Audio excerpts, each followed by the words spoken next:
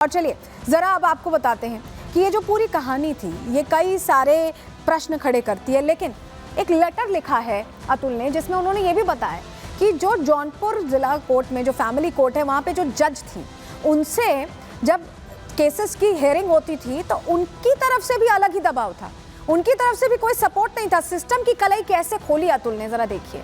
ये देखिए अतुल का ये सुसाइड नोट है और जज से बातचीत का बाकायदा यहाँ मेंशन है। जज ने कहा कि तुम्हारे पास होंगे 3 करोड़ इसलिए मांग रही हैं। मांगा गया था निकिता की तरफ से। निकिता ने कहा कि तो तुम भी सुसाइड क्यों नहीं कर लेते, और जज यहाँ हंसती हैं, ये लिखा हुआ है, जज यहाँ हंसती हैं और उनकी पत्नी से कहती हैं कि आप बाहर जाइए। ये जज के बोल थे, एक जज जो उस कुर्सी पर बैठी हुई हैं जिनसे उम्मीद थी अतुल को न्याय की।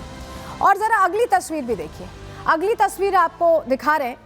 जज जो पहले हंस रही थी, सुसाइड की बात पूछ रही थी, उन्होंने ही कहा, ऐसा अतुल ने लिखा है कि हम एडजस्ट कराएंगे, मैं 5 लाख रुपए लूंगी और मैं सेटल करा दूंगी। यानी इसके लिए बाकायदा ब्राइब की मांग की गई कि 5 लाख रुपए दीजिए, मैं मामला सेटल करा दूंगी। जज ने ये बात कही और ये सब कुछ अतुल ने अपनी आप बीती हर चीज में लिखी है और बताई भी है, बताई तो है ही और लेटर में इसका जिक्र किया है। तो जज की भूमिका पर भी कई सवाल खड़े होते हैं। ये पूरा जो उन्होंने एक तरह से बातचीत लिखी है वो हमने आपको दिखाई, यहाँ पे उस लेटर की स्क्रीनशॉट हम आपको दिखा रहे हैं। लेकिन और क्या लिखा है, जज को लेकर क्यों सवाल उठा रहे हैं अतुल, इस लेटर में क्या कह रहे हैं, जरा उसका निचोड़ देख लीजिए। अतुल ने मरने से पहले जज पर बहुत गंभीर आरोप लगाए हैं, बहुत गंभीर आरोप लगाए और कहा है कि कोर्ट में निकिता ने आत्महत्या करने के लिए कहा था। हमने आपको दिखाया भी, लेटर में वो लिखा हुआ है। निकिता की टिप्पणी पर जज हंसती नजर आनी थी, इसे बहुत हल्के में लिया गया जज की तरफ से, ऐसा अतुल कह रहे हैं। अतुल पर केस सेटल करने का भी दबाव बनाया जा रहा था कि केस सेटल करने के लिए 5 लाख रुपए दे दिए जाएं और केस सेटल हो जाएगा। पेशकार के जरिए भी रिश्वत की मांग की गई थी, अतुल ये बता रहे हैं। तो कहीं ना कहीं रिश्वत ना देने पर एलिमनी और मेंटेनेंस का आदेश भी जारी किया गया, ये भी बता रहे हैं अतुल। तो यानी अगर रिश्वत दे देते तो शायद मामला सेटल हो जाता, ऐसा कह रहे हैं अतुल। लेकिन देखिए कुल 5 किरदार हैं जिनको लेकर अतुल ने अपने लेटर में, अपने वीडियो में, आखिरी गवाही में 90 मिनट की कई सवाल खड़े किए हैं। क्या है उनके किरदारों से रिश्ता है अतुल का, अब चलिए वो भी आपको बता देते हैं। सबसे पहले देखिए, सबसे पहले आप ये जो 5 किरदार देख रहे हैं ये वो लोग हैं जो प्रश्न में हैं, प्रश्न के घेरे में। निकिता सिंघानिया सबसे पहले, अतुल की पत्नी, और इन पर सबसे ज़्यादा आरोप लगे हैं कि इन्होंने झूठे मामलों में फंसाया और पैसों की मांग करती थी। इसके अलावा निशा सिंघानिया सास भी सवालों के घेरे में है। अनुराग सिंघानिया जो साले हैं अतुल के, वो भी सवालों के घेरे में, और चाचा ससुर सुशील सिंघानिया का भी नाम है। और इसके अलावा रीता कौशिक जो जज हैं जिनके साथ बातचीत को लेकर अतुल ये कह रहे हैं कि रिश्वत अगर दे दी गई होती तो शायद मामला सेटल हो जाता। तो ये वो 5 चेहरे हैं जो अपने आप में सवालों के घेरे में हैं। लेकिन अतुल जब अपना दर्द बयां कर रहे थे तो कहीं ना कहीं वो मामले भी याद आते हैं जो अतुल जैसे ही थे, लेकिन उनकी आवाज़ शायद इतनी बुलंद नहीं हो पाई। लेकिन अब जब अतुल ने आवाज़ उठाई है तो सच्चाई सामने आ रही। रिपोर्ट देखिए। मेरा नाम अतुल सुभाष है, मैं तकरीबन 34 साल का हूँ, बैंगलोर में रहता हूँ। आज मैं सुसाइड कमिट करने जा रहा हूँ। बच्चा को इंसाफ दिला दीजिए, मेरा बच्चा अंदर से बिल्कुल टूट गया था। महिलाओं को इतना प्रोटेक्शन दे दिया गया है कि आज वही प्रोटेक्शन मेन को हरास कर रही है। एआई इंजीनियर अतुल सुभाष की हत्या के मुद्दे ने पूरे देश को झकझोर कर रख दिया है। इस सुसाइड ने जहां पैसों के लिए गिरते रिश्तों के स्तर की स्याह सच्चाई सामने ला दी है, वहीं सिस्टम में फैले भ्रष्टाचार को भी उजागर कर दिया है। इतना ही नहीं, इस खुदकुशी के बाद दहेज उत्पीड़न कानून पर सवाल खड़े हो गए हैं। इस कानून के जरिए जहां निकिता जैसी महिलाएं पुरुषों का उत्पीड़न करती हैं, वहीं कानून सख्त होने की वजह से अतुल जैसे पुरुषों को जान से हाथ धोना पड़ रहा है। अतुल का परिवार पिछले कई सालों से बहू के अत्याचारों को झेल रहा था, लेकिन बेटे की मौत ने उन्हें तोड़ कर रख दिया है। जिंदा रहते हुए अतुल अपने बेटे से नहीं मिल सका, वहीं अतुल की मां अपने बेटे को खोने के गम में बदहवास हो उठी है। मेरा बच्चा अंदर से बिल्कुल टूट गया था। ये माँ अपने बेटे के लिए इंसाफ की गुहार लगा रही है। ये चीखें झकझोर रही हैं।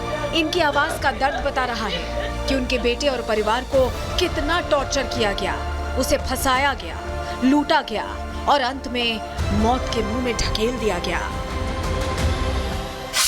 उससे 10 बजे तक बात किया, एक दिन पहले तक कुछ नहीं बताया, कुछ नहीं बोल पाया। उसके साथ जो हुआ है ना, कानून व्यवस्था, ये अपने लॉ की व्यवस्था इतनी कैसा उसको भीतर से तोड़ दिया है। निकिता और उसके परिवार ने सिर्फ अतुल को ही परेशान नहीं किया था।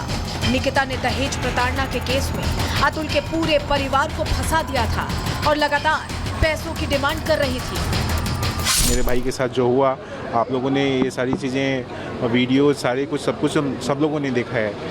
आप लोग ही तय करें कि कौन सही है कौन गलत है।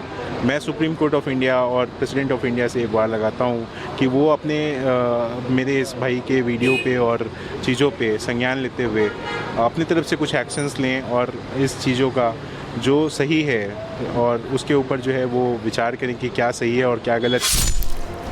अतुल को महज इसके ससुराल वाले ही नहीं बल्कि पूरे सिस्टम ने परेशान कर दिया था।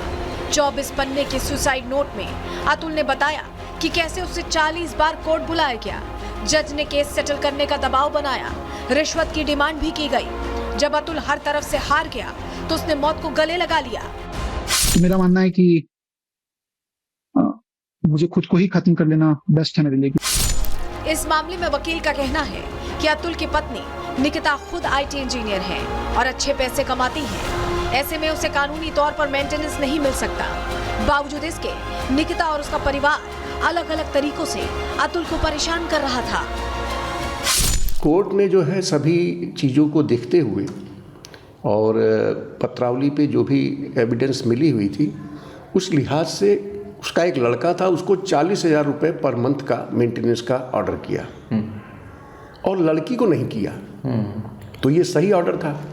भाई लड़की जब कमा रही है और अपना खर्च चलाने में सक्षम थी वो, तो उसके खिलाफ कोई ऑर्डर नहीं किया।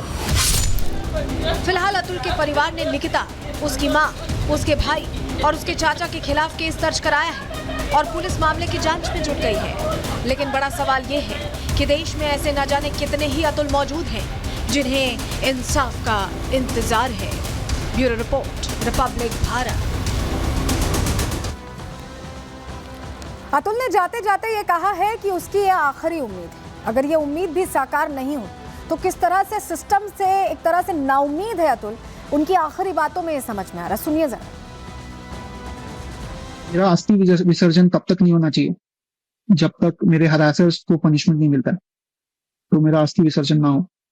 अगर इतने सारी चीजें, एविडेंस और सब कुछ होने के बाद भी अगर कोर्ट, ये जज और मेरे बाकी के हरासर्स को पनिशमेंट नहीं देती है और बरी कर देती है, तो मेरा जो अस्थि है वहीं कोर्ट के बाहर किसी गटर में बहा देना चाहिए। सब कुछ होने के बाद भी अगर कोर्ट, ये जज और मेरे बाकी के हरासर्स को पनिशमेंट नहीं देती है और बरी कर देती है, तो मेरा जो अस्थि है वहीं कोर्ट के बाहर किसी गटर में बहा देना चाहिए। और हमारे साथ हमारे सहयोगी अजय दुबे सीधे जुड़ रहे हैं, जो लगातार जौनपुर में उस परिवार को ट्रैक करने की कोशिश कर रहे हैं जिन पर ये इतने आरोप लगे हैं, गंभीर आरोप हैं। अजय, ये जो पूरी घटना हुई है, क्या निकिता के परिवार वाले अब कुछ कह रहे हैं या अभी भी कुछ भी कहने से बच रहे हैं? क्योंकि अतुल ने जो बोला है वो हिला देने वाला है और सभी को हैरान कर देने वाला भी। देखिए, निकिता के भाई से फोन पर अभी मेरी कुछ देर पहले ही बात हुई। ये निकिता का घर है। भाई ने बोला कि वो घर के अंदर ही मौजूद है, माँ भी उसके साथ मौजूद है और भाई ने प्रयास हम ये कर रहे हैं कि कैमरे पर बात कर सके, तो वो अपने परिवार से इस बारे में चर्चा कर रहे हैं कि क्या करना है। पर इससे पहले उन्होंने जो फ़ोन पर हमसे बात कही कि इस पूरे मामले में हम लोग निर्दोष हैं। हमारे परिवार ने इस पूरे डाइवोर्स का जो ये पूरा प्रोसेस चल रहा था उसमें बहुत कुछ फेस किया, कई तरीके की समस्याएं फेस की हैं।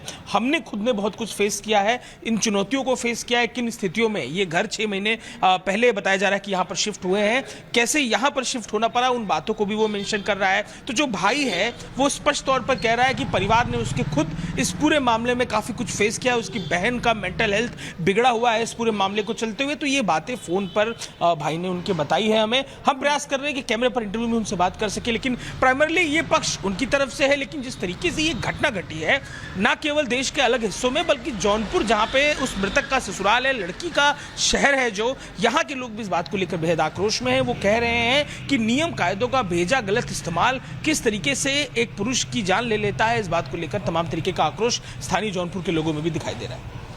बिल्कुल, जो आप कह भी रहे हैं कि आक्रोश दिखाई दे रहा है, आपने लोगों से भी बात की, वहाँ पर आस पड़ोस के लोगों से भी, अभी हम सुनाएंगे भी दर्शकों को जो आपने भेजी है डिटेल्स। लेकिन आप जो देख पा रहे हैं अजय, ये दहेज को लेकर इस तरह का जो कानून है, ये सुदृढ़ करने के लिए बनाया गया था। महिलाओं की जो स्थिति खराब है उसको मजबूत करने के लिए बनाया था। इसके बेजा इस्तेमाल की खबरें बहुत आ रही हैं और ऐसे बहुत से अतुल हैं जो अपनी कहानी कह भी नहीं पाते।